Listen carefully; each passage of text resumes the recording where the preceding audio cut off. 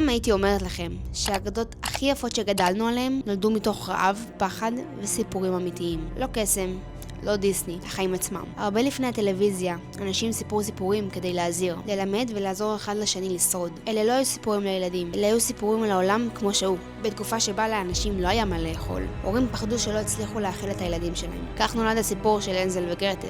שני ילדים שננטשו ביער כי להורים שלהם לא הייתה ברירה. היער היה מקום מסוכן, אין אוכל, אין הגנה, ואנשים זרים ולא טובים בכלל. הסיפור הזה נועד להגיד שהעולם בחוץ לא תמיד הוגן, אבל חוכמה ואומץ יכולים להציל חיים.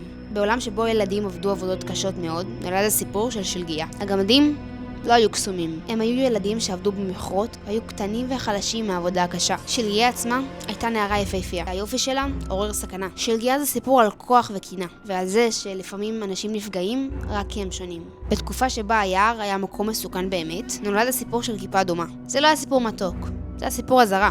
המסר היה פשוט, אל תסמכו על זרים, גם אם הם נראים נחמדים. לא תמיד מגיע מישהו להציל, ולא כל סיפור נגמר בטוב. בעולם העתיק, מי שנולד למעמד נמוך, נשאר למטה.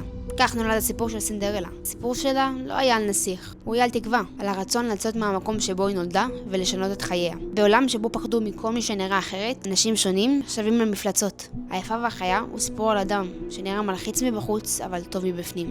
המסר פשוט וברור. אל תשפטו אנשים על פי המראה שלהם. רק בעולם המודרני, האגדות הפכו לסיפורי ילדים.